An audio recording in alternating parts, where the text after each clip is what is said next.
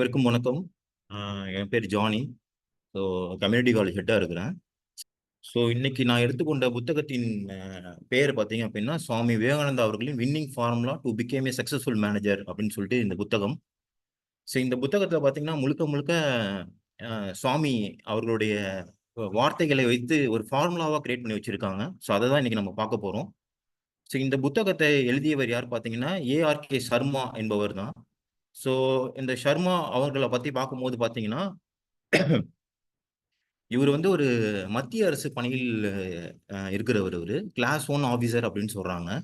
சுவாமி விவேகானந்தருடைய வார்த்தையால் ஈர்க்கப்பட்டு இவர் கிட்டத்தட்ட சுவாமிக்காக ஒரு 14 புத்தகங்கள் எழுதியிருக்காரு. அதுவும் என்னன்னா, அந்த புத்தகங்கள் அனைத்தும் பார்த்தீங்கன்னா, நல்லா அ எப்படி சொல்றது? நல்லா ஒரு ஹை ரேட்டடான சேலான புக்ஸ் எல்லாமே.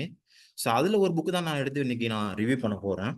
ஸோ இந்த புக்கும் பார்த்தீங்க அப்படின்னா, இந்த வின்னிங் ஃபார்முலா புக்கும் பார்த்தீங்கன்னா, கிட்டத்தட்ட ஒரு வருஷத்துல ஒரு 11 மாசத்துல ஒரு 25,000 காப்பி வந்து சேல் ஆயிருக்குன்னு சொல்லியிருக்காங்க. ஸோ இந்த சேல்ஸ் எல்லாமே பார்த்தீங்கன்னா, கம்பெனிஸ், காலேஜஸ் அதே மாரி இடத்துல தான் சேல்ஸ் ஆயிருக்குன்னு சொல்லி இந்த புத்தகத்தில் நம்ம சொல்லியிருக்காங்க. ஸோ இந்த புத்தகத்தில் ஃபர்ஸ்ட் நம்மளுக்கு குடுக்கப்பட்ட தலைப்பு பார்த்தீங்கன்னா, you can do anything. So ஜெனரலாவே அ அ சுவாமி விவேகானந்தருடைய கோட்ஸ்ல இருந்து தான் ஆரம்பிக்குது இது. All power is within you அப்படின்னு சொல்றாங்க. ஸோ எல்லா சக்திக்கும் உன்னுள் உறைந்துள்ளது. உன்னால் எவற்றையும் எல்லாவற்றையும் செய்ய முடியும் அப்படின்னு சொல்றாங்க. ஸோ கண்டிப்பா என்னன்னா சக்தி ஒன்று உள்ளதுனால தான் நம்ம அனைத்தும் நம்மளால செய்ய முடியுது. இன்க்ளூடிங் நான் புக் ரிவ்யூ இன்னைக்கு பண்றேன். ஸோ அது ஏதோ சக்தி இருக்கிறதுனால தான் என்னால இந்த புக் ரிவ்யூ பண்ண முடியுது. ஸோ அதை இங்க மென்ஷன் பண்ணி காட்டியிருக்காங்க. இது வந்து என்னன்னா சுவாமி விவேகானந்தர் வந்து இந்த வார்த்தையை நம்மளுக்கு சொல்லியிருக்காங்க. ஸோ அது மட்டும் இல்லாமல் இந்த வார்த்தை all power is within you இந்த வார்த்தையை நம்ம படிக்கும்போது என்னன்னா உள்ளுணர்வுலேருந்து நம்மளுக்கு வந்து ஒரு சக்தி வரும் அப்படின்னு சொல்லி இதில் மென்ஷன் பண்ணியிருக்காங்க. ஸோ அது மட்டும் இல்லாமல் ஆஹ் சுவாமி விவேகானந்தர் சொல்றாங்க, இந்த வார்த்தையை படிக்கும்போது என்னன்னா உள்ளுணர்வு ஓங்கி நிற்கும் அப்படின்னு சொல்றாங்க.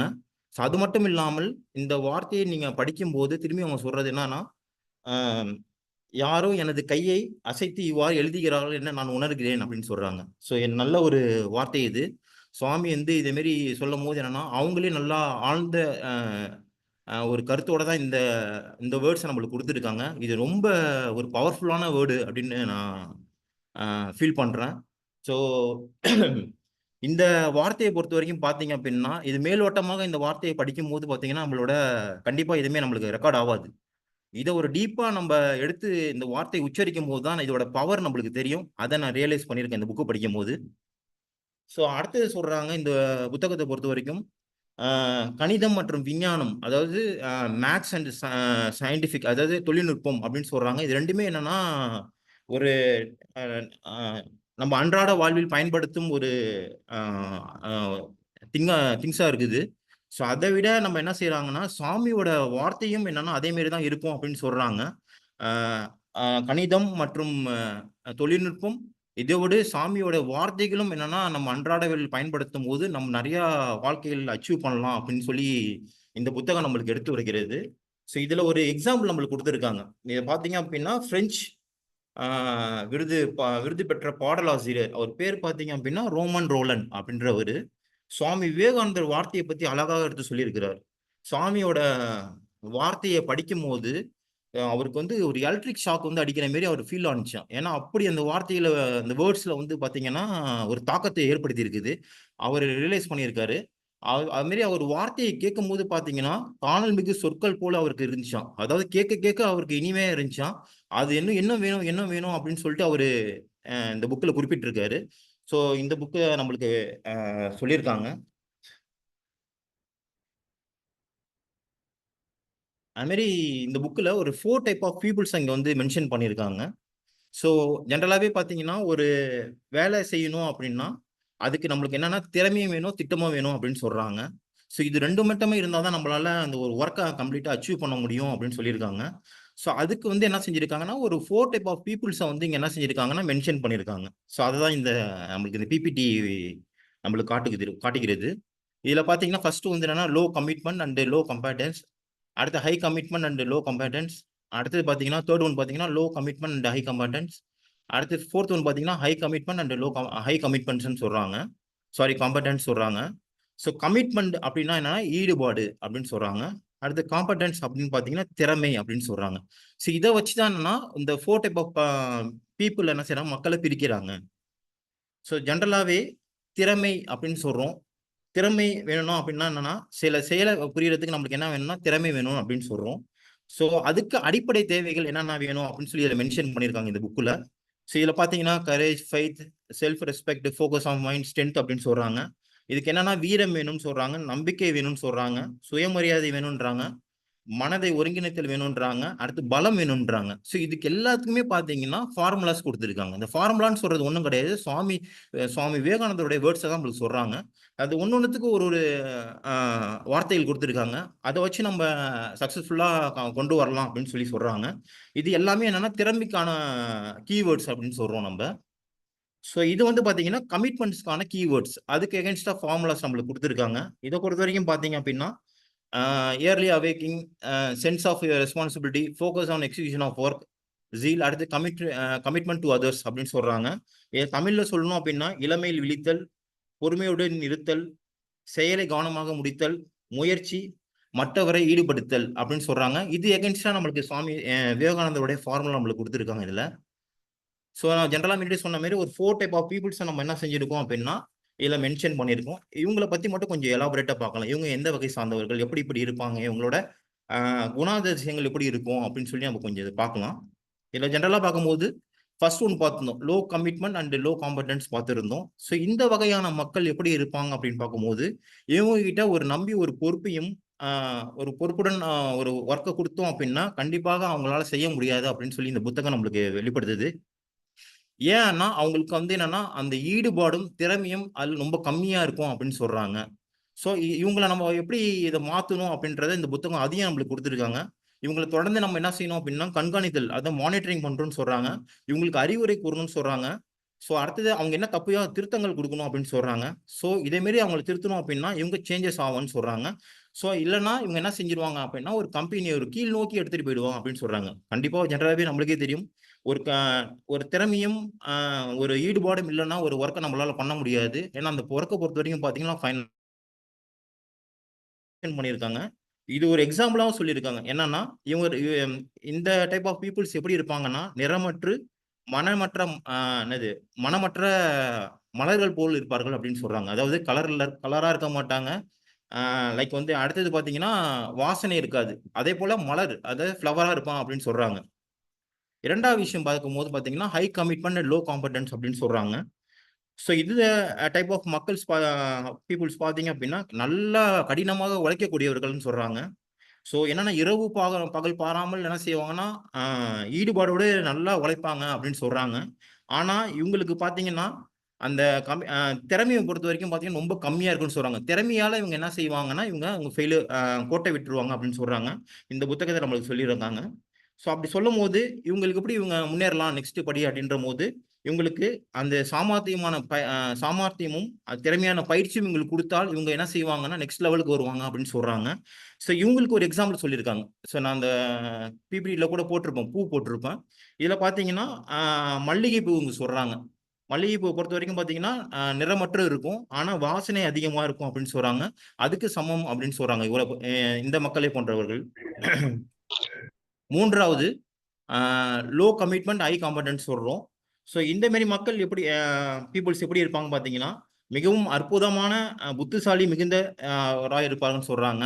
ஸோ இவங்களோட என்னது திறமைகள் நிறைய இருக்கும். ஆனால் இவங்களோட ஒர்க்ல வந்து ஈடுபாடு இல்லாம இருப்பான்னு சொல்றாங்க. ஸோ ஏன்னா ஈடுபாடு இல்லாம ஒரு ஒர்க்கை செஞ்சோம் அப்படின்னா கண்டிப்பா அது நெக்ஸ்ட் லெவல் மூவ் ஆகாது. அதை இங்க மென்ஷன் பண்ணியிருக்காங்க. ஸோ ஈடுபாடு இல்லாமல் செய்யும் ஒர்க்கு லாஸ்டா பார்த்தீங்க அப்படின்னா ஒரு தோல்வியில தான் முடியும் அப்படின்னு சொல்றாங்க. இவங்க எப்படி இருப்பாங்கன்னா இதுக்கும் ஒரு ஃப்ளவர் கொடுத்துருக்காங்க. இது ஒரு செம்பருத்தி பூ வந்து ஒரு எக்ஸாம்பிளா சொல்றாங்க. இது மனமற்று அழகின் நிறமா இருக்கும், ஆனா வாசனை இருக்காது அப்படின்னு சொல்றாங்க. ஸோ இந்த மக்களை இந்த மாதிரி நம்மளுக்கு பிரிச்சு சொல்லியிருக்காங்க. 4வதா பார்க்கும்போது பார்த்தீங்கன்னா கமிட்மெண்ட் அண்ட் ஹை காம்படன்ஸ்ன்னு சொல்றாங்க. ஸோ என்னன்னா இவங்கெல்லாம் என்னன்னா கடவுளால் ஆசீர்வதிக்கப்பட்ட மக்கள் சொல்றாங்க. கடவுளால் ஆசீர்வதிக்கப்பட்டு பரிசாக வழங்கப்பட்ட மக்கள் சொல்றாங்க. ஸோ இந்த மாரி மக்கள் அதிக அளவுல இருந்துச்சு அப்படின்னா நம்ம மனித குலத்துக்கு எந்த ஒரு ப்ராப்ளமும் வராது அப்படின்னு சொல்றாங்க. எல்லாமே முழு ஈடுபாடோடும் மனநிறைவோடும் செய்யும்போது நம்ம எல்லா விஷயத்தையும் சக்சஸ்ஃபுல்லா முடிக்கலாம் அப்படின்னு சொல்லி இந்த புத்தகத்துல சொல்லியிருக்காங்க. இதுக்கு ஒரு எக்ஸாம்பிளா நம்மளுக்கு ஒண்ணு சொல்லியிருக்காங்க. என்னன்னா, "அழகிய நிறமும் மனம் கொண்ட மலர் போல இருப்பாங்க." அதாவது ரோஜா மலர் போல இருப்பாங்க அப்படின்னு சொல்லியிருக்காங்க. ஸோ இந்த 4 வகையான அந்த மக்கள இப்படி பிரிச்சு இந்த புத்தகத்துல நம்ம சொல்லியிருக்கும்போது, இதுல என்னன்னா ஈடுபாடும், ஆ திறமையும் இருந்தால் மட்டும் தான் நம்மளோட அச்சீவ் பண்ண முடியும் அப்படின்னு சொல்லி அந்த 4 டைப் ஆஃப் பீப்பிள்ஸ் நம்மளுக்கு சொல்லியிருக்காங்க. இந்த 4 டைப் ஆஃப் பீப்பிள்ஸ ஒரு எக்ஸாம்பிளா நம்ம கிரியேட் பண்ணியிருக்கோம். இது 4 எக்ஸாம்பிள் குடுத்திருந்தாங்க. அதுல ஒரு எக்ஸாம்பிள் மட்டும் நான் இதுல எடுத்திருக்கேன். கமிட்மென்ட் ஜாயின்ஸ் ஹேண்ட் வித் காம்பெட்டன்ஸ் அப்படின்னு சொல்றோம். இதுல வந்து எம்.எஸ். சுப்புலட்சுமி நம்ம எல்லாருக்குமே இவங்க தெரிஞ்சவங்க. ஸோ இவங்க பார்த்தீங்க அப்படின்னா, டிவைன் அதாவது தெய்வீக பாடல்ல இவங்க ரொம்ப பிரசித்தி பெற்றவர்கள். அதுல பார்த்தீங்கன்னா, இதுல என்ன சொல்றாங்க அப்படின்னா, இவங்களோட கமிட்மென்ட்டும் அண்ட் திறமையும் ஈடுபாடும் மற்றும் திறமையும் இருந்ததுனால தான் இவங்களால வாழ்க்கையில அச்சீவ் பண்ண முடியும் அப்படின்னு சொல்லியிருக்காங்க. அது ஒரு சின்ன ஸ்டோரியா இங்க நான் உங்களுக்கு சொல்லிக்கிறேன். ஸோ என்னன்னா, நெறைய பேர் பாடுவாங்க. நெறைய பேர் அச்சீவ் பண்ணியிருப்பாங்க. பரிசு பெற்றிருப்பாங்க, பொருள் வாங்கியிருப்பாங்க, புகழ் வாங்கியிருப்பாங்க. எல்லாரையும் என்ன செஞ்சிருப்பாங்க, எல்லாரையும் இது பண்ணியிருப்பாங்க. அதுல பார்த்தீங்கன்னா, ஸ்பெஷலா தனித்துவமானவர்கள் யாரு அப்படின்னு பார்த்தீங்கன்னா, இந்த எம்.எஸ். சுப்புலட்சுமி அவர்கள். அவங்களோட தொழில்ல ஈடுபாடும், அவர் திறமையும் தான் அவங்களோட மேன்மைப்படுத்திச்சு இந்த புத்தகத்துல சொல்றாங்க. ஸோ, அவங்க அந்த திறமையும், ஈடுபாடும் இருந்ததுனால தான், அவங்களோட பாதை வந்து பார்த்தீங்கன்னா, சக்சஸ்ஃபுல்லா முடிஞ்சிருக்கு அப்படின்னு சொல்லி இந்த புத்தகம் நம்மளுக்கு சொல்லுது. ஸோ, இந்த 2மே இருந்ததுனால தான் அவங்களுக்கு அ பரிசு, விருதுகள், பணங்கள் அது மாரி நெறைய வந்து அவங்களுக்கு சேர்ந்திருக்குது அப்படின்னு சொல்லி இந்த புத்தகத்துல நம்மளுக்கு இடம்பெற்றிருக்குது. ஸோ, இது மட்டும் இல்லாமல் தனித்துவம்னு ஒரு வார்த்தை சொல்லியிருந்தேன். இந்த விருது, இந்த பரிசு, மற்ற பொருட்கள் எல்லாமே என்ன செஞ்சிருக்காங்கன்னா, அவங்க தானே எடுத்துக்கவே இல்ல எதுவுமே. அவங்க என்ன செஞ்சிருக்காங்கன்னா, எடுத்தது அப்படியே என்ன செஞ்சிருக்காங்க, நற்பணிக்காக நன்கொடையா குடுத்துருக்காங்க. வந்த அமௌண்ட்ட பாதி என்ன செஞ்சிருக்காங்கன்னா, நன்கொடையா குடுத்து, அத வந்து குடுத்துருக்காங்க. ஸோ, அதையும் இந்த புத்தகத்துல நம்மளுக்கு சொல்லியிருக்காங்க. ஸோ, இது மட்டும் இல்லாமல் கர்நாடகா மியூசிக்ல ஒரு நல்ல பிரசித்தி பெற்றவரா இவரு விளங்கியிருக்காரு. ஸோ, இவர் திறமைய கொண்டு பார்த்தீங்க அப்டின்னா, நெறைய ஊர்கள்ல வெளிநாடுலாம் பார்த்தீங்கன்னா, London, America, so Singapore, Malaysia இதே மாரி ஊர்லலாம் பார்த்தீங்க அப்டின்னா, இவர இன்வைட் பண்ணி, ஸோ அந்த பாடல்லாம் வச்சு இது பண்ணியிருக்காங்க. அதுல பார்த்தீங்கன்னா, இவரு பாடுற மொழியே தெரியாம சில பேருக்குலாம் என்னன்னா, இவரோட மியூசிக்க வச்சு என்னன்னா, இவரு தெய்வீக அவதாரம்னு சொல்லி அப்படி மாரி புகழ்ந்திருக்காங்க. ஸோ இது மட்டும் இல்லாமல், இதெல்லாம் என்னாத்துக்கு இவருக்கு வந்துச்சு அப்படின்னா, இவரோட ஈடுபாடும், திறமையும் தான் காரணம் அப்படின்னு சொல்லி நம்ம சொல்றோம். இது மட்டும் இல்லாமல், இவங்க இந்த ஈடுபாடும், திறமையும் இருக்கிறதுனால தான் இவங்க நெறைய பரிசு பெற்றிருக்காங்க. இந்தியா கவர்மெண்ட்லயும் சரி, ஆஸ் வெல் அஸ் பார்த்தீங்கன்னா, நெறைய விருதுகள் பெற்றிருக்காங்க. 1954ல பத்மபூஷன் விருது பெற்றிருக்காங்க. அது மாரி Indira Gandhi award, integrated award பெற்றிருக்காங்க 1990ல. அது மட்டும் இல்லாமல் 1998ல பாரத ரத்னா அவார்ட் பெற்றிருக்காங்க. ஸோ இதெல்லாம் பார்த்தீங்கன்னா, இந்தியாவோட உயர் அவார்டுகள். ஸோ இது எல்லாமே பார்த்தீங்கன்னா, இவங்க பெற்றிருக்காங்க. ஸோ இது எப்படி இவங்களுக்கு வந்துச்சு அப்படின்னா, இவங்களோட ஈடுபாடும், திறமையும் தான் காரணம் அப்படின்னு சொல்றாங்க. ஈடுபாடும், திறமையும் இருந்தால் யார் வேணா அ பரிசும் வாங்கலாம். தென் வந்து பாராட்டும் பெறலாம். அது யாராலும் தடுக்க முடியாதுன்னு சொல்லி இந்த கதையே வந்து நம்மளுக்கு வி அ உணர்த்துகிறது. ஸோ அடுத்தது பார்த்தீங்க அப்படின்னா, வின்னிங் ஃபார்முலா. ஸோ இது எல்லாமே பார்த்தீங்கன்னா, சுவாமிஜியோடைய வார்த்தைகள். ஸோ ஜெனரலாவே உங்களுக்கு தெரியும் இந்த வார்த்தைகள் எல்லாம் கேள்விப்பட்டிருப்பீங்க. எழுந்திரு நான் எல்லாமே இங்கிலீஷ்ல போட்டிருப்பேன். நான் தமிழ்லயே உங்களுக்கு எல்லாத்தையும் சொல்லிடுறேன். "எழுந்திரு, விழித்திரு, உன்னோட குறிக்கோள் அடையும் வரை நிற்காதே" அப்படின்னு சொல்றாங்க. ஜெனரலாவே ஒரு செயல நம்ம செய்யணும் அப்படின்னா, கண்டிப்பாக பிளான் இல்லாம பண்ணவே முடியாது. ஸோ ஒரு செயல செய்யாமயே நம்ம அதில டெவலப்மெண்ட் எதிர்பார்க்கிறோம் அப்படின்னா, கண்டிப்பா அத நம்மளால முடியாது. இதாச்சும் நம்ப ஒரு கோல் செட் பண்ணிக்கணும். அந்த கோல் செட் பண்ணி, அந்த கோலுக்கு தகுந்த மாரி பிளான் பண்ணிக்கிட்டா தான் நம்மளால அச்சீவ் பண்ண முடியும் அப்படின்னு சொல்லி, இந்த கதை நம்மளுக்கு உயர்த்துது. ஸோ இதில வர்றது எல்லாமே பார்த்தீங்கன்னா, சிறு சிறு கதைகள் தான். இந்த புத்தகமே பார்த்தீங்கன்னா, ஒரு சின்ன புத்தகம் தான். ஸோ எல்லாம் சுவாமி விவேகானந்தருடைய கதையையே கொண்டு இந்த புத்தகம் எல்லாமே நம்மளுக்கு குடுத்துருக்காங்க. ஸோ அதில பார்த்தீங்க அப்டின்னா, சுவாமி விவேகானந்தருடைய கதை ஒண்ணு குடுத்துருக்காங்க இதுல. என்னன்னா, சின்ன வயசுல சுவாமி விவேகானந்தர் பார்த்தீங்கன்னா நரேந்தர் சொல்லுவோம். அவரோட பேர் என்ன? இயற்பெயர் பார்த்தீங்கன்னா நரேந்தர் சொல்லுவோம். அத தான் அப்புறமா என்ன சுவாமி விவேகானந்தர் சொல்லி அப்படி சேஞ்ச் பண்ணிட்டாங்க. இவர் சின்ன வயசுலயே பார்த்தீங்கன்னா, ரொம்ப இளமையும் கோவப்படுவரா இருந்திருக்காரு. அதே நேரத்தில பார்த்தீங்கன்னா, ரொம்ப குறும்புத்தனம் பண்ணுவாரு. ஸோ அந்த குறும்புத்தனத்தில பார்த்தீங்கன்னா, அவர அடக்கவே முடியாதுன்னு சொல்லி சொல்றாங்க. அந்த குறும்புத்தனத்த அடக்குறதுக்காக என்ன செஞ்சிருக்காங்க அப்டின்னா, ஒரு 2 செவிலியர் என்ன செஞ்சிருக்காங்க, அப்பாயின்ட் பண்ணியிருக்காங்க. அவர பார்த்துக்கிறதுக்காக. ஆனா, அவர் என்ன செஞ்சுக்கிறார், ஒரு குறும்புத்தனத்தால அவர விட்டு வைக்கவில்ல. அவங்ககிட்டயும் ரொம்ப குறும்புத்தனம் பண்றது. ஒரு நாள் என்ன செஞ்சிருக்காரு, திடீர்னு வேகமா ஓடியிருக்காரு ஒரு இடத்துக்கு. ஓடும்போது அந்த பின்னாடி அந்த செவிலியர் என்ன செஞ்சிருக்காங்க, இவர் பின்தொடர்ந்தே ஓடியிருக்காங்க. அப்போ ஓடும்போது இவர் என்ன செஞ்சுட்டாரு, நேரா போய் சாக்கடையில இறங்கி நின்னுட்டாரு. உடனே அந்த செவிலியரால சாக்கடையில இறங்க முடியாது. அவரோட ஐடியா இது. அவங்க இறங்கணும் அப்படின்னா, திரும்பி என்ன செய்யணும், அவங்க குளிக்கணும். அதனால இறங்க மாட்டாங்கன்னு சொல்லிட்டு ரொம்ப யோசிச்சு, அந்த முடிவு எடுத்து அவர் சாக்கடையில இறங்கி நின்னுருக்காரு. அந்த செவிலியர் என்ன செஞ்சிருக்காங்கன்னா, சாக்கடையில இறங்க முடியல அவங்களால. ஸோ என்னன்னா, அப்புறமா என்ன செஞ்சுட்டாருன்னா, ஸோ ரொம்ப யோசிச்சு யோசிச்சு பார்க்குறாங்க செவிலியர். அவங்களால முடியல. அப்புறமா அவங்க அம்மா கிட்ட போய் சொல்றாங்க. ஆனா நரேந்தர் சுவாமி விவேகானந்தர் தான் சொல்றாங்க. அவர் என்னன்னா, அவங்க அம்மா பேச்ச மட்டும் தான் கேட்பாராம். அவங்க அம்மாக்கு தாய் பேச்ச மட்டும் தான் கட்டுப்பட்டு நடப்பாராம். அவங்க அம்மா என்ன செய்வாங்க, இது மாரி குறும்புத்தனமா இருக்கும்போது, அவங்க அம்மா என்ன செய்வாங்களாம், ஒரு சின்ன பானையில குளிர் தண்ணீய வச்சு, அவர் தலையில ஊத்துவாங்களாம். சிவா, சிவா, சிவான்னு சொல்லுவாங்களாம். அவர் என்ன செஞ்சுருவாராம், அப்படியே அமைதியாயிடுவாராம். ஸோ இந்த கதை நம்மளுக்கு இந்த புத்தகத்துல குடுத்துருக்காங்க. அது மட்டும் இல்லாமல், நம்ம திரும்பி முன்னாடியே சொல்லியிருந்தோம், ரொம்ப குறும்புத்தனமாக இருப்பார் அப்படின்னு சொல்லியிருக்கோம். அப்ப இந்த குறும்புத்தனமா இருக்கும்போது என்ன ஆச்சுன்னா, ஒரு நாள் அவரு ஃப்ரெண்டு கூட அவங்க ஃப்ரெண்ட்ஸ் கூட தோழர் கூட விளையாண்டுட்டு இருக்காரு. இப்ப விளையாண்டுட்டு இருக்க சமயத்துல என்னன்னா, எதிர்பாராத விதமாக ஒரு திணையிலருந்து கீழ விழுந்துட்டாரு. இப்ப திண்ணையிலேருந்து கீழ விழும்போது என்ன ஆச்சு அப்டின்னா, அவரு அப்ப சிந்தம்போது, அவருக்கு அவரு வலது கண்ல பார்த்தீங்க அப்டின்னா, ஒரு காயம் இருக்குது அப்டின்னு சொல்றாங்க. ஸோ அப்புறமா பல வருஷத்துக்கு அப்புறம் மாறிவிட்டது அப்டின்னு சொல்றாங்க. ஸோ ஸ்ரீ ராமகிருஷ்ணர் இந்த சம்பவத்த பத்தி கேள்விப்பட்டவுடனே சொல்றாங்க. ஸோ அந்த டைம்ல அவரு அடிபடாம இருந்துட்டு இருந்தா, ரொம்ப வந்து என்னன்னா, அ என்ன சொல்றது? ரொம்ப குறும்புத்தனமாக இருந்திருப்பார்.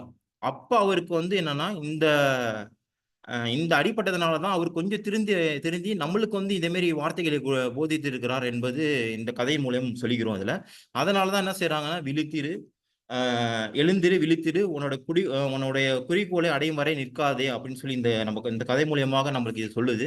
ஸோ அது மட்டும் இல்லாம இன்னும் கதையும் நம்மளுக்கு சொல்றாங்க இதுல. என்னன்னா, அலைகளை அடக்குவதற்கு காத்திருத்தல் அப்படின்னு சொல்றாங்க. அதான் நம்ம இங்கிலீஷ்ல குடுத்திருக்கோம். Waiting for wave to subside அப்படின்னு சொல்லியிருக்கோம். ஸோ ஒரு முறை என்ன செஞ்சிருக்காங்கன்னா, குளிக்கிறதுக்காக அவங்க ஃப்ரெண்ட்ஸ் எல்லாம் போயிருக்காங்க. அது சுவாமி பத்தி கிடையாது. இது அப்பார்ட் ஃப்ரம் தட் கதை இது. அப்ப வந்து என்னன்னா, ஜெனரலாவே பீச்ல பார்த்தீங்கன்னா, அலைகள் நெறையா வரும். அலைகளே நிக்காது. அலைகள் வந்துட்டு தான் இருக்கும்னு சொல்றாங்க. ஸோ அப்ப வரும்போதே பார்த்தீங்க அப்டின்னா, நண்பர்கள் கூட குளிக்க போம்போது, ஒருத்தவர் என்ன செஞ்சிருக்காருன்னா, ஸோ அலை அடங்கும். நம்ம குளிக்கலாம். அலை அடங்குன பிறகு நம்ம குளிக்கலாம் அப்டின்னு சொல்லி வெயிட் பண்ணி அவங்க நண்பரோட இருந்திருக்காப்புல. ஆனா, என்னைக்குமே அலை நிக்காது. ஸோ இது எல்லாருக்குமே தெரியும். ஆனா, அவரு என்ன செஞ்சிருக்காரு, கொஞ்ச நாள் வெயிட் பண்ணி பார்ப்போம். அலை நிக்கும் அப்டின்னு சொல்லியிருக்காரு. ஆனா, லாஸ்ட் வரைக்கும் அலை நிக்கவே இல்ல. ஆனா, குளிக்காம வந்துட்டாரு. ஸோ இது மூலியமா நம்மளுக்கு என்ன சொல்ல வராங்க அப்டின்றபோது, ஒரு ஒரு ப்ராப்ளம் வருது அப்டின்னா, எகைன் அண்ட் எகைன் ப்ராப்ளம் வந்துட்டு தான் இருக்கும். ஸோ ஒரு ப்ராப்ளத்த வச்சு அந்த ப்ராப்ளம் சால்வ் பண்ணி நெக்ஸ்ட் ப்ராப்ளத்த நம்ம வந்து ஃபேஸ் பண்ணலாம்னு இருக்கக்கூடாது. சைமல்டேனியஸ்லி நம்ம என்ன செய்யணும் அப்டின்னா, எல்லா ப்ராப்ளத்தையும் சால்வ் பண்ணி எதிர்கொண்டு அந்த பிரச்சனைக்கான சொல்யூஷன் தேடணும் அப்டின்னு சொல்றாங்க. இதுதான் சாமி வந்து வெற்றி ஃபார்முலாவா நம்மளுக்கு குடுக்குறாங்க இது. "எழு, விழு, உன்னுடைய குறிக்கோள் அடையும் வரை நிற்காதே" அப்டின்னு சொல்லி இந்த ஃபார்முலா நம்மளுக்கு உதவுது. 2வது பார்த்தீங்க அப்படின்னா, work let this be your motto அப்படின்னு சொல்றாங்க. உழைப்பு இதுவே உனது குறிக்கோளாக இருக்கட்டும் அப்படின்னு சொல்றாங்க. ஸோ ஜென்ரலாவே ஒரு ஒர்க்கர் அப்படி இருந்துச்சுன்னா, அதுக்குன்னு வந்து என்னன்னா ஒரு கோல்ஸ் இருக்கும். ஸோ அந்த கோல் செகண்ட்ஸ தான் நம்ம ஒர்க் பண்ணுவோம் அப்படின்னு எல்லாருக்குமே தெரியும். ஸோ ஜென்ரலாவே அப்படிதான். நம்ம எல்லா ஒ ஒ ஒ என்னது உழைச்சா தான் நம்ம வாழ்க்கையில முன்னேற முடியும் அப்படின்னு சொல்லி இந்த புத்தகம் நம்மளுக்கு சொல்லுது. ஸோ யூசுவலா சொல்றது தான் இந்த புத்தகம் நம்மளுக்கு சொல்லுது. ஸோ அதுக்கு நம்ம என்ன செய்யணும் அப்படின்னா, ஒரு டார்கெட் லட்சியம் வேணும் அப்படின்னு சொல்றாங்க. ஸோ லட்சியம் மட்டும் போதாது. சாதனை பண்ணணும். அதுக்காகவும் இந்த புத்தகம் நம்மளுக்கு நெறைய எடுத்துரைக்குது. இதுல நம்மளுக்கு ஒரு கருத்து சொல்றாங்க இந்த புத்தகத்த பொறுத்தவரைக்கும். இதுல பார்த்தீங்கன்னா, இது சுவாமி விவேகானந்தருக்கு நேர்ந்த கதை தான் இது. ஸோ ஒரு முறை பார்த்தீங்க அப்டின்னா, சுவாமி விவேகானந்தர்ட்ட இந்தியா நார்த் இந்தியாலருந்து ஒரு பண்டிதர் வராரு. வந்து சுவாமி விவேகானந்தர்கிட்ட வேதாந்தா அத பத்தி விவாதிக்கணும் வாங்க அப்டின்னு சாமிஜி கிட்ட கூப்பிடுறாரு. சாமி என்ன செய்றாரு அப்டின்னா, அந்த டைம்ல சுவாமி ரொம்ப துயரத்துல இருக்கிறாப்புல. என்னாத்துக்குன்னா, அங்க நாட்ல பார்த்தீங்கன்னா, வெறும் பஞ்சம், பட்னி அதனால இருக்கனால சாமி வந்து அவரு விவாதிக்க சாமி வரல. அவர் டெனீட் பண்ணிட்டாரு. என்னால வர முடியாது. ஏன்னா மக்கள் இந்த மாரி சூழ்நிலையில இருக்கும்போது உன்கிட்ட இது மாரி நான் வந்து விவாதம் பண்ண நான் ரெடியா இல்ல. அப்படின்னு சொல்றாங்க. ஆனா, அந்த பண்டிதர் திரும்பி என்னன்னா, சாமிய வந்து திரும்பி கூப்பிடுறாரு. "நீ வா! நான் உன்கிட்ட விவாதிச்சுட்டே போணும்" அப்படின்றாரு. சுவாமி டென்ஷன் ஆயி என்ன செய்றாங்க அப்படின்னா, இந்த மக்கள் வந்து ரொம்ப பஞ்சத்தாலும் இதாலும் அவதிப்பட்டுட்டு இருக்காங்க. அந்த டைம்ல வந்து நீ இந்த வேதத்த வந்து நம்ம அ விவாதம்லாம் கூப்பிடுறியே! உனக்கு கொஞ்சமாச்சும் இதா இருக்கான்னு கேட்டுட்டு, சாமி சொல்றாங்க, "எது ஒரு வாழ்க்கையில் முழுமையா அடைவது அப்படின்னா, ஸோ நம்ம மக்களுக்கு நல்லது செய்யுதான் நல்லது செய்யறது தான் வந்து வாழ்க்கையில் முழுமையாக நம்ம என்னது வேதத்தை வந்து புரிந்து கொள்வது அப்படின்னு சுவாமி உணர்த்துறாங்க அந்த பண்டிதருக்கு. அப்ப என்ன செஞ்சுட்டாரு, அவரும் வந்து புரிஞ்சு கொண்டு என்ன செய்றாருன்னா, சமரசம் சாமி கூட செஞ்சுக்கிட்டு போய் மக்களுக்கு உதவி செய்றாங்க. இது ஒரு நம்ம எக்ஸாம்பிளா நம்மளுக்கு இங்க வந்து நம்மளுக்கு குடுத்துருக்காங்க. அது மாரி இன்னொரு கதையும் நம்ம இந்த புத்தகத்துல நம்மள எடுத்து உரைக்கிறது. ஸோ ஜெனரலாவே இந்தியாவில் உள்ள பல குடும்பங்கள் உண்மை கதை அப்படின்னு சொல்றாங்க. ஸோ ஜெனரலாவே பார்த்தீங்கன்னா, இந்த கதை நம்ம எல்லாருக்குமே தெரிஞ்சிருக்கும். ஒண்ணு வந்து பார்த்தீங்க அப்படின்னா, ஒரு ஏழ்மையான குடும்பம். இன்னொன்னு வந்து பணக்கார குடும்பம். 2த்துலயும் பார்த்தீங்கன்னா 2 பசங்க இருக்கிறாங்க. 2 பசங்களும் என்னன்னா ஸ்கூல்லேருந்து ஒண்ணா படிக்கிறாங்க. பட் வேற வேற கதைகள். ஆனா 2மே ஒண்ணா சேர்ந்து உங்களுக்கு சொல்றேன். அதுல பார்த்தீங்க அப்படின்னா, ஒரு பையன் வந்து ரொம்ப பணக்காரனா இருக்கான். ஒரு பையன் வந்து ரொம்ப ஏழ்மையா இருக்கான். ஆனா 2 பேருமே பார்த்தீங்க அப்படின்னா, டாக்டர் படிக்கணும்னு அவங்களுக்கு ஆசை. அவங்க வீட்ல என்ன செய்றாங்கன்னா, ஏழ்மையான படிக்கிற பையன வந்து கஷ்டப்பட்டு படிக்க வச்சு, அவன முன்னேறணும் அப்படின்னு சொல்லிட்டு நல்லது அவங்க அம்மா, அப்பாலாம் வேலைக்கு போய் அவனுக்கு கொஞ்சம் கொஞ்சமா இத செய்றாங்க. ஆனா, அந்த பணக்கார வீட்டு பையனோ பார்த்தீங்க அப்படின்னா, அவனுக்கு எல்லாமே கிடைக்குது. ஆனா, அவனால ஒழுங்கா படிக்க முடியல. ஒரு ஊதாரித்தனமாக இருக்கிறான்னு இந்த புத்தகம் சொல்கிறது. ஸோ, நாளடைவில பார்த்தீங்க அப்படின்னா, அந்த வசதி படைத்த பையன் பார்த்தீங்க அப்படின்னா, எல்லா சப்ஜெக்ட்ல ஃபெயில் ஆகுறான். ஃபெயில் ஆகி அவனோட அதோட அவங்க இலக்கு பார்த்தீங்க அப்படின்னா, டாக்டர் ஆவணும். அந்த இலக்க வந்து அவங்களால அச்சீவ் பண்ண முடியல. ஸோ, அதனால ரொம்ப மனத்துயரமாகி அவங்க பேரன்ட்ஸ் எல்லாமே வந்து மன கஷ்டத்துல இருக்காங்க. அதே சேம் டைம் பார்க்கும்போது, இந்த நடுத்தர வர்க்கத்தின் இந்த ஏழ்மைன்னு சொல்றோம். அந்த பையன் பார்த்தீங்கன்னா, நல்லா படிச்சு உயர்ந்து, நல்லா எக்ஸாம்லாம் கிளியர் பண்ணி, ஒரு டாக்டர் பொசிஷன் எக்ஸாம் எழுதி அவன் டாக்டர் ஆவுறான். இங்க இந்த கதை நம்மளுக்கு உணர்த்துது இந்த கதை நம்மளுக்கு. இந்த கதைய நம்மளுக்கு வந்து என்னன்னா, நம்ம மோட்டோ அப்படின்னு ஒண்ணு ஃபிக்ஸ் பண்ணிக்கணும். அத ஃபிக்ஸ் பண்ணி வொர்க் பண்ணா தான் நம்மளால அச்சீவ் பண்ண முடியும் அப்படின்னு சொல்லி இந்த கதை மூலியமாக நம்மளுக்கு உணர்த்துது நம்மளுக்கு. 3வது பார்த்தீங்க அப்படின்னா, "so bless your mistakes. If you fail 1000 times make the attempt once more" அப்படின்னு சொல்றாங்க. "உன் தவறுகளால் நீ ஆசீர்வதிக்கப்படுகிறாய்" அப்படின்னு சொல்றாங்க. "நீ 1000 முறை தோற்றாலும் மீண்டும் ஒரு முறை முயற்சி செய்" அப்படின்னு சொல்றாங்க. ஸோ ஜெனரலாவே நம்ம வந்து தோற்றுட்டோம் அப்படின்னா, நம்ம என்ன செய்றோம்? மனச விட்டுருவோம். ஸோ ஆனா இந்த வார்த்தைகள், இந்த ஃபார்முலா நம்மளுக்கு என்ன உணர்த்துது அப்படி பார்த்தீங்க அப்படின்னா, நம்ம தோல்வி உற்றாலும் நம்ம பின்வாங்கக் கூடாது அப்படின்னு சொல்லி நம்மளுக்கு உணர்த்துது. ஸோ என்னன்னா, நம்ம அச்சீவ் பண்ணணும் அப்படின்னு சொல்லுது. ஸோ என்ன நம்ம தப்பு பண்ணமோ, அ நம்ம தப்பு தான் நம்மளோட ஆசிரியர்கள் இங்க மென்ஷன் பண்ணியிருக்காங்க. ஸோ நம்ம ஒரு விஷயத்துல தவறு பண்ணி அதுல ஃபெயில்யூர் ஆயிட்டோம் அப்படின்னா, அந்த தவறு தான் நம்மளுக்கு ஆசிரியரா நம்மளுக்கு இருந்து, அத நம்ம சக்சஸ் பண்ண வைக்கிறது அப்படின்னு சொல்லி இந்த கதை நம்மளுக்கு உணர்த்துது. இதுல சொல்லியிருக்காங்க, "எது நடந்ததோ அது நன்றாவே நடந்து முடிந்து விட்டது. அதற்காக வருந்தாதே" அப்படின்னு சுவாமி விவேகானந்தர் சொல்றாங்க. இதுக்காக ஒரு 2 எக்ஸாம்பிள் குடுத்திருக்காங்க. ஜெனரலாவே இந்த எக்ஸாம்பிள் உங்க எல்லாருக்கும் தெரிஞ்சிருக்கும்னு நெனைக்கிறேன். Abraham Lincoln. ஆபிரகாம் லிங்கன பொறுத்தவரைக்கும் இந்த புத்தகத்துல ஒரு ஃபார்முலாவா ஒரு எக்ஸாம்பிளா குடுத்திருக்காங்க. அவர் பார்த்தீங்கன்னா, ஒரு 30 வருஷம் தொடர் தோல்வி. 29 வருஷம் தொடர் தோல்வி. 30வது வருஷம் தான் என்னது வெற்றி பெறுறாரு. அத இங்க மென்ஷன் பண்ணியிருக்காங்க. நம்பலாம் ஒரு வாட்டி தோல்வி உற்றாலே நம்ம மனச விட்டுட்டு என்ன செஞ்சுர்றோம்னா, ரொம்ப நெகட்டிவ்க்கு போயிர்றோம். ஆனா மனம் தளராமல் அபிரகாம் லிங்கன் அவரு பார்த்தீங்க அப்டின்னா, ஒரு 29 வாட்டி தோல்வியுற்று, அந்த தோல்வினா சாதாரண தோல்வி கிடையாது. ஃபர்ஸ்ட்டு பார்த்தீங்கன்னா, தனது 1831ஆம் தேதி 1ஆம் ஆண்டு பார்த்தீங்கன்னா, தனது வேலையே இழக்கிறாரு. அடுத்தது பார்த்தீங்க அப்டின்னா, ஒரு தேர்தல் நிக்கிறாரு. 1832ஆம் வருடம் பார்த்தீங்க அப்டின்னா, ஒரு பாராளுமன்ற தேர்தல் நின்னு தோக்குறாரு. அடுத்து பார்த்தீங்கன்னா, 1983ல பார்த்தீங்க அப்டின்னா, வியாபாரத்துல தோக்குறாரு. அடுத்தது பார்த்தீங்கன்னா, 1835ல பார்த்தீங்கன்னா, மனைவி இழக்கிறார். மனைவி இறந்துடுறாங்க. இதெல்லாம் பொருத்தாம பார்த்தீங்கன்னா, 1836ஆம் ஆண்டு பார்த்தீங்கன்னா, அவருக்கு வந்து உடம்புல வந்து நரம்பு தளர்ச்சி மாரி வந்துருது. இதே மாரி கன்டினியூவா ஒன் பை ஒன்னா வந்து பார்த்தீங்கன்னா, அவருக்கு தொடர் தோல்வி. தொடர் தோல்வியாகும்போது 29 வருஷம் கழிச்சு 1960ல பார்த்தீங்க அப்டின்னா, ஆ அமெரிக்காவின் அதிபர் ஆகுறாரு. இவரு வந்து என்னன்னா, இவரு தோல்வி ஒரு தடவ நம்ம பண்ணிட்டோமே, நம்ப மாத்திக்கணுமா, அந்த கோல மாத்திக்கணுமா அப்படின்னு இல்லாம, தொடர் தோல்வியை சந்தித்து இறுதியில் ஒரு 30வது ஆண்டு வந்து வெற்றி பெறுகிறார் என்று இந்த கதை நம்மளுக்கு உணர்த்துது. இன்னொரு கதை நம்மளுக்கு தெரியும். இதுவும் நம்மளுக்கு தெரிஞ்ச கதை தான். Thomas Alva Edison. இவரு என்னன்னா 1000 முறை அபிரகாம் லிங்கம் பொறுத்தவரைக்கும் பார்த்தீங்கன்னா, 30 முறை தோற்றிருக்காரு. இவர் தாமஸ் ஆல்வாவை பொறுத்தவரைக்கும் பார்த்தீங்கன்னா, 1000 முறை தோற்றிருக்காரு அப்படின்னு சொல்றாங்க. இது ஜெனரலாவே பார்த்தீங்கன்னா, நம்மளோட எலக்ட்ரிசிட்டி கண்டுபிடிச்சவர் தாமஸ் ஆல்வா எடிசன் சொல்றாங்க. ஜெனரலாவே பார்த்தீங்கன்னா, முன்னல்லாம் அமெரிக்காவ பொறுத்தவரைக்கும் வாயு மூலம் வந்து பவர் வரும் அப்படின்னு சொல்லியிருக்காங்க. அத சேஞ்ச் பண்ணி கொண்டு வந்தது தாமஸ் ஆல்வா எடிசன் தான் சொல்றாங்க. இவரு பார்த்தீங்கன்னா, ஒரு தோல்வியும் இவருக்கு வந்து வெற்றியா தான் கணக்கெடுத்துக்கிட்டாரு சொல்றாங்க.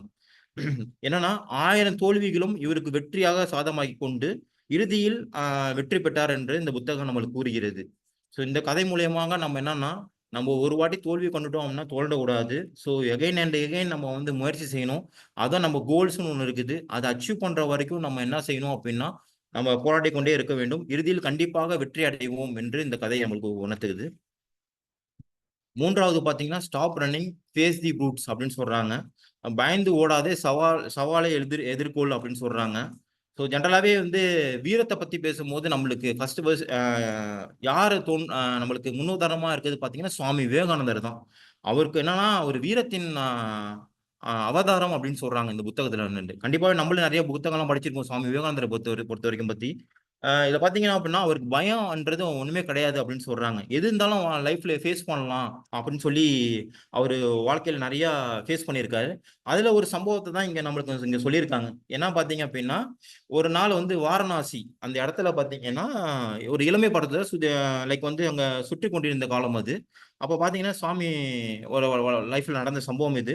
துர்கை கோயிலுக்காக சென்றிருந்தாரு அங்க. அப்ப சம்பவம் அங்க சென்றிருக்கும்போது பார்த்தீங்கன்னா, சுவாமி வழியில வந்து ஒரு குரங்கு வந்து என்னன்னா, அவர தொரத்த ஆரம்பிச்சுச்சு. அப்ப தன்னை காப்பாற்றிக் கொள்வதற்காக அவர் என்ன செஞ்சிருக்காரு அப்படின்னா, அந்த ஓடத் தொடங்கியிருக்காரு.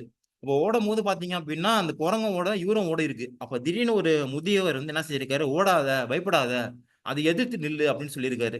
உடனே சாமி என்ன செஞ்சிருக்காரு, அது எதிர்த்து நின்ன உடனே அந்த குரங்கு என்ன செஞ்சிருச்சுன்னா, அப்படியே ரிவர்ஸ் ஆயி திரும்பி அந்த குரங்கும் ஓடியிருக்கு.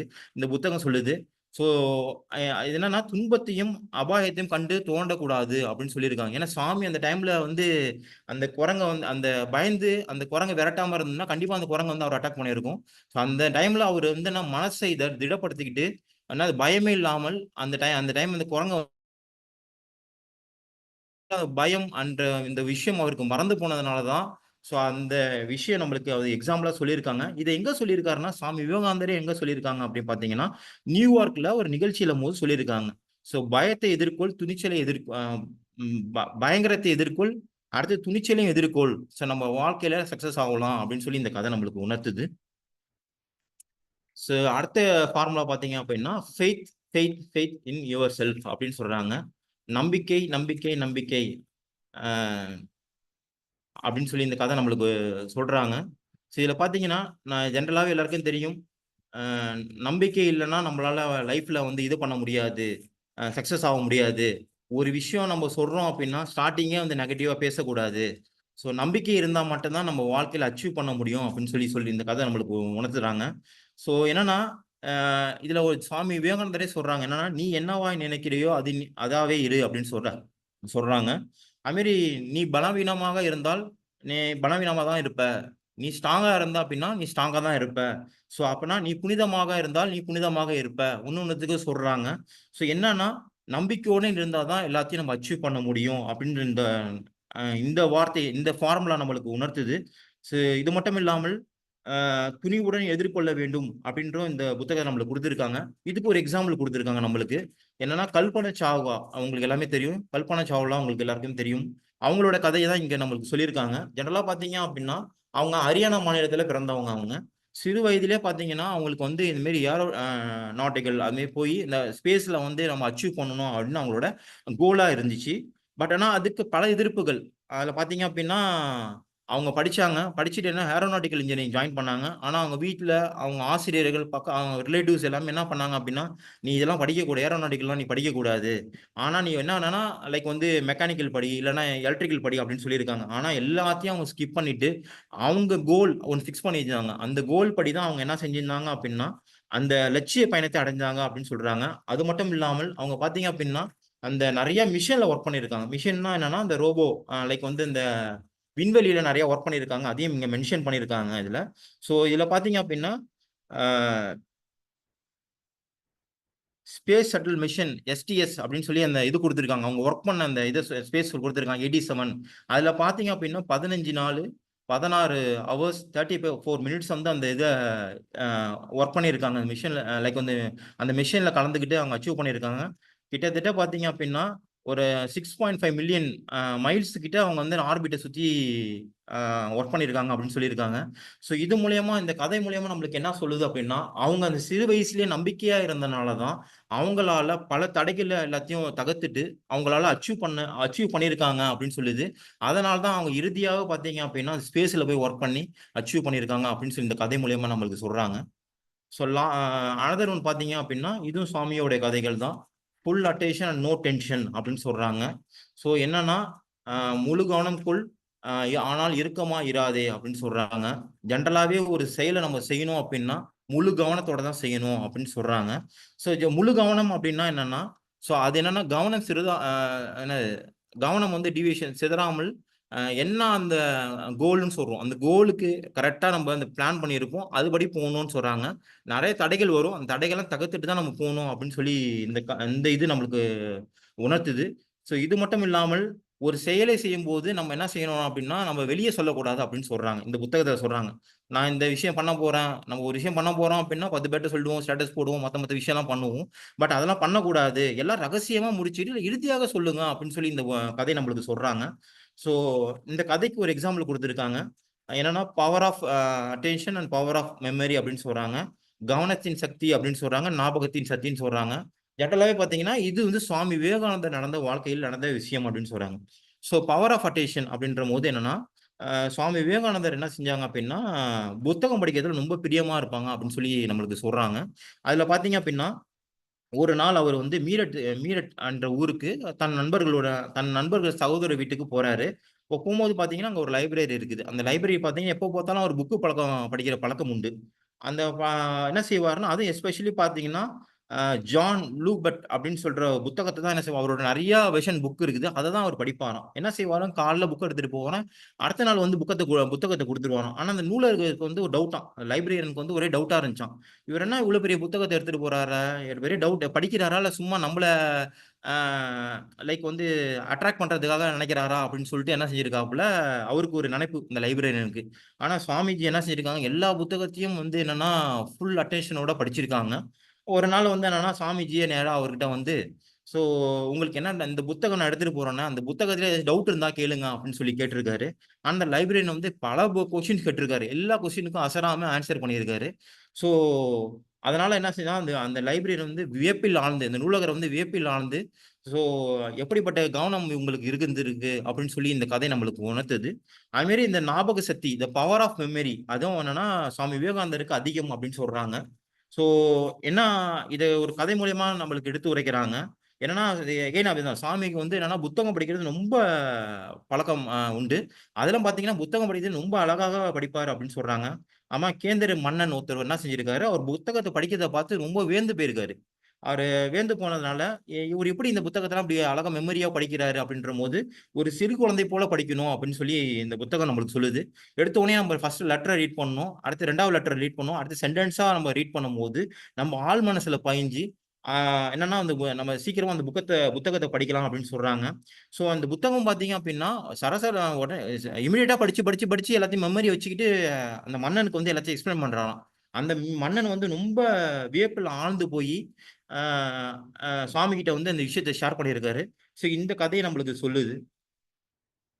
ஸோ இந்த கதைகள் நன்றி. இருந்தாலும் கன்க்ளூஷன் பண்றேன்.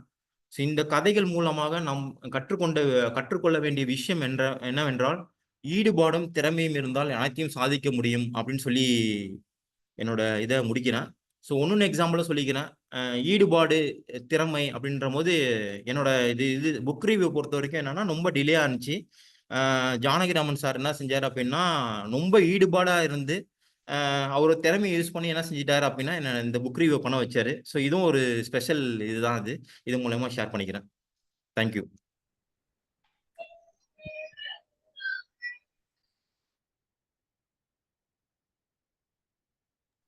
சார் கேக்குதுங்களா? கேக்குது சார். இவ்வளவு ஒரு நல்ல பேச்சாளர் இவ்வளவு நாள் மிஸ் ஆயிட்டாரு அப்படின்றது எனக்கு ஒரு குறையா இருக்கு. இவ்வளவு அழகா பேசுறீங்க. ஆனா ஏதோ ஒரு சூழ்நிலையின் காரணமாக தள்ளி தள்ளி போயிட்டு கடைசியா வந்து ஒரு நல்ல புத்தகத்தை எங்க முன்னாடி வந்து நீங்க பேசுனதுல ரொம்ப மகிழ்ச்சியா இருக்கு சார். அந்த புத்தகத்துல இருந்த ஒவ்வொரு கருத்துக்களுமே வந்து எல்லாரும் ஒவ்வொரு வகையில ஏதோ ஒரு வகையில கேட்டிருப்பாங்க. ஆனா நீங்க சொல்லும் போது இங்க ஒவ்வொரு பர்சனை வச்சு கனெக்ட் பண்ணி சொல்லும் போது இன்னும் நிறைய எஃபெக்டிவா இருந்தது. என்னுடைய கமெண்ட் கேட்கிறோம் சார். ஆன்லைன்ல அம்பத்தூர் சென்டர்ல கடைசியா கேட்டிருக்கோம் சார். இங்க எல்லாரையும் கேட்கிறோம். எல்லா சென்டர்ல இருந்து ஜாயின் பண்ணிருக்கீங்க. உங்களுடைய கமெண்ட் சொல்லுங்கம்மா. சார் கோடலூர் சிசில இருந்து பேசுறேன் சார். சொல்லுங்க நசீரா மேடம், பேசுங்க. ஜானி சார் ரொம்ப நல்லா பேசுனீங்க சார். சார் கேக்குதுங்களா? Thank you madam. கேக்குது மேடம். சுவாமி விவேகானந்தரோட வரலாறு பேஸ் பண்ணி கடைசி முடி கோல்லே நின்னுட்டீங்க சார். சேவாலயாவில ஒவ்வொருத்தவங்களும் கோல் அச்சீவ், முதல்ல கோல் இருக்கணும், அதுக்கப்புறம் அந்த கோல் அச்சீவ் பண்ணணும்னா என்னெல்லாம் பண்ணணும், அதுக்கான விழிப்புணர்வை, அதுவும் சுவாமி விவேகானந்தரோட நிறைய தாட்ஸ் அது எல்லாம் பேஸ் பண்ணி ரொம்ப அழகா பேசுனீங்க சார். கருத்துக்கள் எல்லாருக்குமே ஏத்துக்கும் விதமான கருத்துக்களை மட்டும் எடுத்து இடத்துல இருந்தும் பேசியிருக்கீங்க. அந்த கோலை கரெக்டா அச்சீவ் பண்றதுக்கான வழிமுறைகளும் சொல்லி கொடுத்திருக்கீங்க. அதே மாதிரி தோல்வியை பார்த்து பயப்படாதே, ஒரு டைம் தோத்தாலும் மறுபடியும் முயற்சி பண்ணி அந்த தோல்வியை வெற்றி கொள்வது எப்படி, அது எல்லாமே ரொம்ப நல்லா இருந்துச்சு. கடைசியில சொன்ன வார்த்தையும் ரொம்ப நல்லா இருந்துச்சு சார். அது எல்லாருமே ஒரு இன்ஸ்பிரேஷனை எடுத்து வாழ்க்கையில கொண்டு வந்தா மிகவும் நல்லா இருக்கும்னு நினைக்கிறேன். அந்த ரொம்ப நல்லா இருந்துச்சு sir. Thank you sir. Thank you madam. Sir good afternoon sir. Good afternoon sir. சொல்லுங்க சார். சார் உதாரணத்தோட சொன்னது ரொம்ப பிடிச்சிருந்தது சார். நானும் அதை ஒரு நாளைக்கு வச்சு பார்த்தேன். உதாரணத்தோட சொன்னது அந்த புக்கு ஃபுல்லாவே மறுபடியும் படிக்கணும் தான் தோணுது சார். ரொம்ப தேங்க்ஸ் சார். நல்லா ரசிச்சோம் சார் எல்லாருமே. Thank you sir. வாய்ஸ் நல்லா இருக்கு சார். நீங்க சார் பின்னாடி மேம் இருக்காங்களா, அவங்களையும் பேச சொல்லுங்க. நீங்க சொல்லுங்க சார். புக் ரிவ்யூ பேசுற விதம் நல்லா இருந்துச்சு சார். அது இல்லாம சிறு சிறு கதையோட சொன்ன விதம் வந்து ரொம்ப பிடிச்சிருந்துச்சு சார். நன்றி நன்றிமா. ராமமூர்த்தி சார் ஏதோ சொன்னாரு. இல்ல சார்.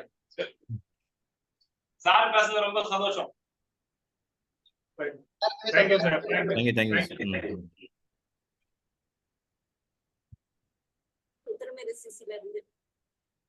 சொல்லுங்க மேம்.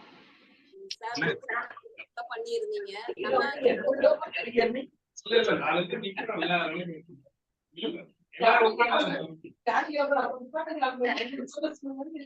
மேடம் நீங்க பேசுறது காதுல உள்ள மேடம்.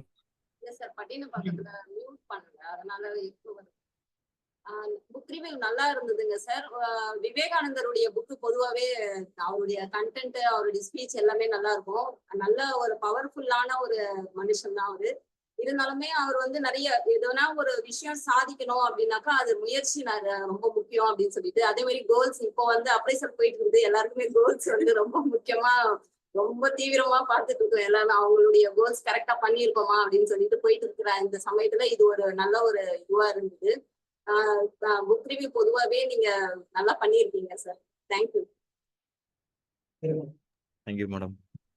ரமேஷ் பேசணுமா sir? Sir good evening sir. Good evening சொல்லுங்க ரமேஷ். ரொம்ப தெளிவா அழகா சூப்பரா சொன்னீங்க சார். விவேகானந்தருக்கும் கோல்ஸ் இருக்குன்னு இன்னைக்கு தான் சார் எனக்கு தெரிஞ்சது. ஓகேப்பா. நல்லா பேசுறீங்க sir. Super sir. Thank you sir.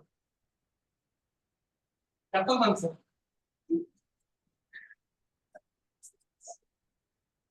Sir உங்களோட புக் ரிவ்யூ நல்லா இருந்தது சார். எல்லாரோட லீடர்ஸ் வச்சு நீங்க கம்பேர் பண்ணி சொன்னது எங்களுக்கு நல்லா புரியுற மாதிரி இருந்தது. Thank you sir. Thank you madam. Sir Ambattur சென்டர்ல சொல்லுங்க சார். மேடம்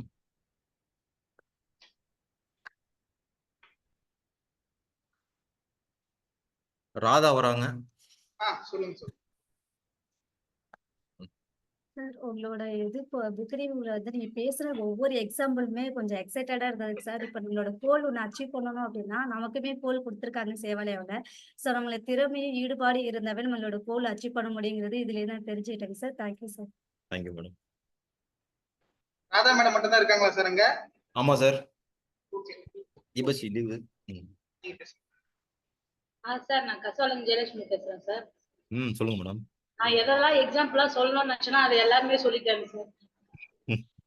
நீங்க சொன்ன அந்த எல்லா ஃபார்முலாஸுமே நல்லா இருந்துச்சு சார். அதுலயும் பாத்தீங்கன்னா இதுக்கு எக்ஸாம்பிளோட சொன்னதும் ரொம்ப நல்லா இருந்துச்சு சார். இப்ப லாஸ்டா இது ஒண்ணு சொல்லி நீங்க பாத்தீங்கன்னா சார், யார் வந்து நம்மள துரத்துனாலும் அவங்க வந்து அவங்களுக்கு பார்த்து பயந்து ஓடக்கூடாது, எதிர்த்து நின்று இது பண்ணணும் அப்படின்னு சொல்லிட்டு. ஏன்னா எஸ்பெஷலி வந்து எனக்கு எப்பவுமே ரொம்ப பிடிக்கும் சார். நானா அதனால சின்ன வயசுல அப்படிதான் சார் இருந்தேன். அதுக்கப்புறம் எனக்கும் நிறைய பேர் இந்த மாதிரி மோட்டிவேட் பண்ணாங்க. எப்பவுமே யார் உன்னை துரத்துனாலும் நீ எடுத்து நில்லு, தயவு செஞ்சு பின்னாடி மட்டும் போயிடாத அப்படின்னு சொல்லி சொன்னாங்க சார். இதெல்லாம் வந்து எனக்கு நடந்திருக்கு சார். அதுல இல்லாம நீங்க சொன்ன ஃபார்முலாஸ்ல எல்லா இதுமே வந்து ரொம்பவுமே எல்லாருக்குமே வந்து இத ஃபாலோ பண்ணாங்க அப்படின்னா கண்டிப்பா ஏதாவது ஒரு விஷயத்துல அவங்க சக்சஸ் ஆவாங்க சார். Thank you sir. நல்லா சொல்லிருங்க. Thank you thank you.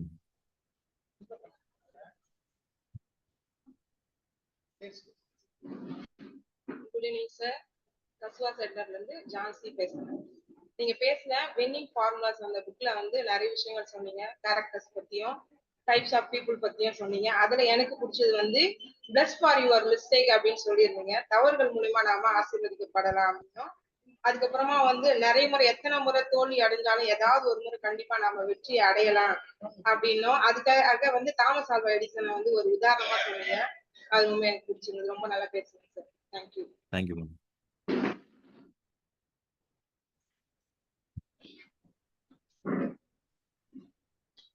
Good evening sir. Good evening சொல்லுங்க.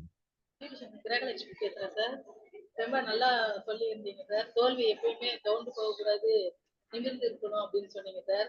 எம்எஸ் சுப்புலட்சுமியை பத்தி கூட நீங்க சொல்லியிருந்தீங்க சார். அது அவங்க ரொம்ப லட்சியத்தோட நல்லா பண்ணதுனாலதான் அவங்க நல்லா வந்தாங்கிறதையும் சொன்னீங்க சார். அது ரொம்ப எங்களுக்கு பிடிச்சிருக்கு sir. Thank you sir. Thank you ma'am. Good evening sir. சிசிகேலுக்கு பவித்ரா பேசுறேன் சார். ரொம்ப நல்லா பேசுறீங்க சார். நிறைய விவேகானந்தரோட கருத்தை பத்தி நிறைய சொல்லியிருந்தீங்க சார். அதுல தன்னம்பிக்கையை பத்தி சொல்லியிருந்தீங்க. நம்மள யாரு என்ன சொன்னாலும் நம்ம பண்ண வேண்டிய முயற்சி நம்ம பண்ணிட்டு தான் இருக்கணும். எத்தனை வாட்டி தோத்தாலும் நம்ம ஒரு வாட்டி கண்டிப்பா ஜெயிப்போம் அப்படின்ற நம்பிக்கை இதுல இருந்து நான் கத்துக்கிட்டேன் sir. Thank you sir. Thank you.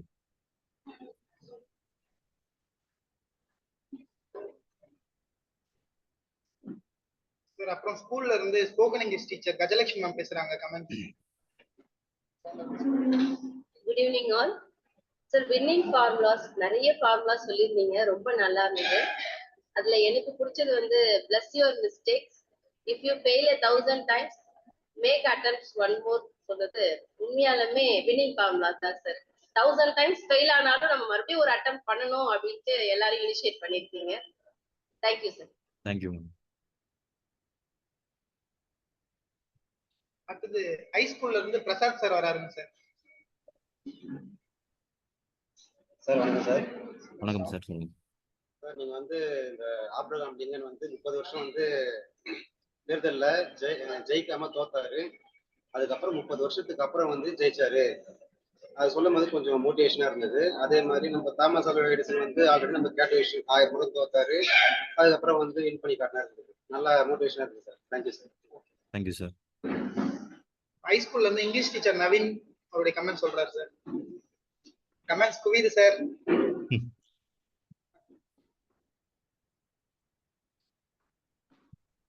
Good evening sir. Hello sir. Good evening sir. Good evening sir. Sir நீங்க சொன்ன கமெண்ட்ஸ் எல்லாமே ரொம்ப அமேசிங்கா இருந்தது சார். நீங்க சொன்ன கமெண்ட்ஸ் எல்லாமே ரொம்ப அமேசிங்கா இருந்தது sir. Thank you sir. Thank you sir. Thank you sir. Sir Johnny sir நான் ஃபைனல் சம்மரி பண்ணிடுறேன். வின்னிங் ஃபார்முலாஸ் அப்படின்றது வந்து உங்கள்ல இருந்து ஸ்டார்ட் பண்ணலாம் சார். ஒரு சிறந்த பேச்சாளரா இருந்துகிட்டு இத்தனை நாட்கள் வந்து தவிர்க்க முடியாத சூழ்நிலை பண்ண முடியாம போச்சு. காந்திய பண்ணுவீங்கன்னு பார்த்தோம், கடைசியில விவேகானந்தர் எடுத்து முடிச்சிட்டீங்க. ரொம்ப அழகான ஒரு புத்தக அறிமுக கூட்டத்துல அழகான ஒரு விஷயத்த சொல்லியிருக்கீங்க. அதுல எனக்கு பிடிச்ச விஷயத்தோட நான் எடுத்துக்கிறேன். நம்ம ஆப்ரகாம் லிங்கன், அதுக்கப்புறம் வந்து தாமஸ் ஆல்வா எடிசன், இது அப்படி எல்லார பத்தி பேசுனீங்க. அதுல நம்ம தாமஸ் ஆல்வா எடிசன் வந்து நீங்க சொன்னீங்க, ரொம்ப அழகா இருந்தது. அவர் எந்த இடத்துலயுமே வந்து நான் தோத்து போயிட்டேன்னு சொன்னதே கிடையாது. நான் தோத்தே போல, நான் கத்துக்கினே இருக்கேன் அப்படின்ற மாதிரி 1000 டைமும் வந்து அவர் லேர்னிங் தான் எடுத்துக்கிட்டாரு. ஒவ்வொரு தோல்விகள் இருந்தும் நான் கற்றுக்கொண்டுள்ளேன் அப்படின்ற மாதிரி அவர் எடுத்துக்கிட்டு இருக்காரு. அதே மாதிரி ஒரு செருப்பு தைக்கும் ஒருத்தருடைய பையனா இருந்து பல தோல்விகளை சந்தித்து ஒரு நாட்டுடைய அதிபரா ஆக முடியும் அப்படின்னா அவருடைய கான்பிடன்ஸ் லெவல் எந்த அளவுக்கு இருந்திருக்கும், அதை வந்து நம்ம இங்க கனெக்ட் பண்ணி சொன்னதும் நல்லா இருந்துச்சு சார். எல்லா வகையிலையுமே வந்து எல்லாத்தையுமே வந்து நீங்க கனெக்ட் பண்ணி சொல்லியிருக்கீங்க. எல்லாம் இங்க கேட்ட எல்லாருக்குமே வந்து ஒரு மோட்டிவேஷனா இருந்திருக்கும். நிறைய விஷயங்களை கத்துக்கிட்டு இருப்பாங்க. இப்படி ஒரு புத்தக அறிமுக கூட்டத்துல இப்படி ஒரு சிறப்பான ஒரு ஸ்பீச்சை வந்து கொடுத்ததுக்கு சேவாலி அமைப்பின் சார்பாகவும் பிஜிவி துறையின் சார்பாகவும் மனமார்ந்த நன்றிகள் sir. Thank you so much. Thank you ஜனரமன்.